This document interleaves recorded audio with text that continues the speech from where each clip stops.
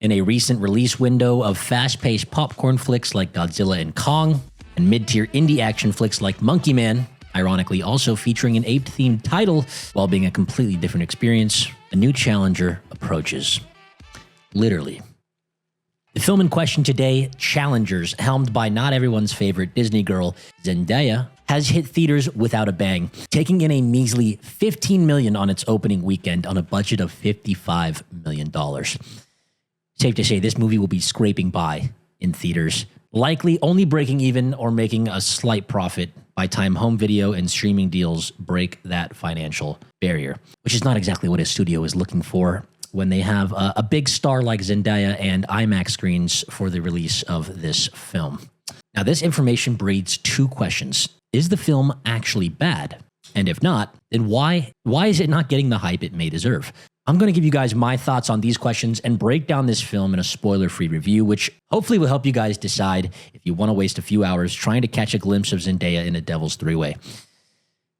All right, well, jokes aside, guys, the film opens centered around a seemingly nonchalant match of tennis between two rivals, a washed-up yet somehow lovable mess of a player who can't find the passion to pursue his talent to its full potential on one side, and a very by-the-books, technically dedicated professional whose aspirations might just go beyond his reach on the other side. These two players are just two sides of the same coin when it comes down to it. And this relationship is really the crux of the film, with Zendaya's character, Tashi, actually being the middleman, or middle woman, if you will, trying to once and for all break the figurative tie that is the lives and competition of these two male leads. The film centers heavily around this low-tier Challengers tournament match while jumping through time to explore the complex revolving door of a relationship between Tashi and the two boys that she meets while competing at collegiate levels and beyond earlier in their respective careers. So basically, this film jumps through time to when they were in college, to when they were after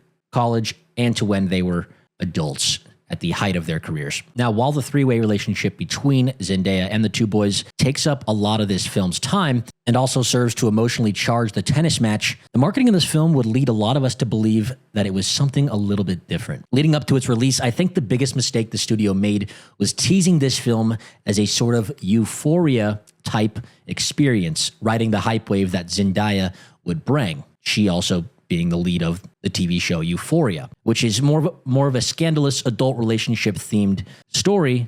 And for me, that's how my expectations were set before going into the theater. Now, while my description of this film and its marketing might seem to line up well enough, the film's central focus actually started to become, well, not about Zendaya, and more about the two male leads rather than the scandalous adventures of Zendaya and the two leading men in question. Basically, what I'm saying is there is a lot more tennis action and a lot more bromance rivalry than you would have been led to believe by the basic teasers, posters, and marketing that was at the forefront of the campaign. The chemistry between the male leads dominates this film, and you're having the most fun when the two of them are competing or even just chatting on screen, and that's really the best part of the film. The film uses an editing and sound technique to convey an intense tennis match atmosphere, even in simple conversation scenes between these two men. And throughout these scenes, it becomes clear that they are really the stars of this film, with Zendaya's character Tashi playing third fiddle.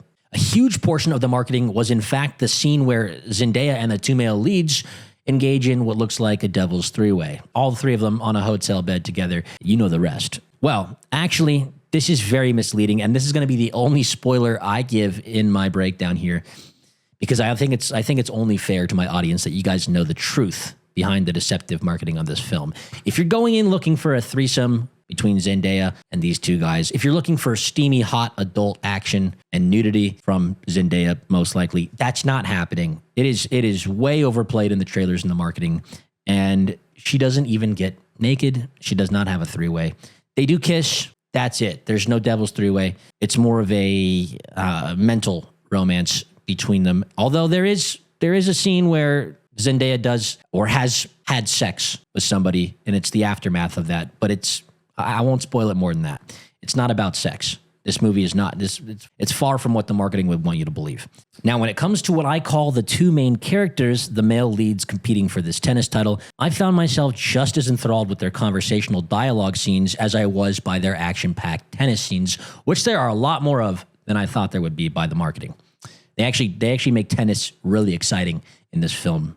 And that's when I found myself really feeling the energy of the film. With the editing and the way the story is told, the tennis matches become emotionally charged in a way that is done masterfully, in my opinion. And that's the huge crux of the film. And that's the reason why I would recommend watching it, is the relationship between the two competitors and Zendaya kind of driving a wedge between them and creating different motivations for both of those characters.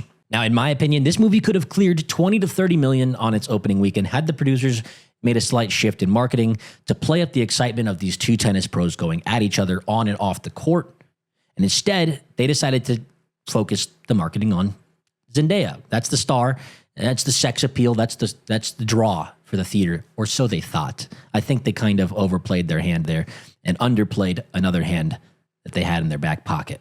They didn't really believe in the main crux of this film as much as they should have, and I think that ruined their marketing campaign. My overall take, guys, this film exceeded my expectations through clever storytelling, compelling narrative, fantastic dialogue, and surprisingly intense tennis court action scenes, which were emotionally charged very well by the surrounding story elements. I would give this movie a 7.5 out of 10. And if you're a fan of tennis and a huge Zendaya fan, and you want to see her in a multitude of outfits, including a see-through bra, then you're in for a real hidden gem of a film. So yeah, guys, I would go see this, but take the marketing with a grain of salt and just know it's a slightly different film than what's portrayed in the posters and teasers. And that's all I got to say today. So this has been Stark Cinema, my breakdown of Challengers. Hope you enjoyed it. Hope you have a good day. I'll catch you next time. Love you 3000.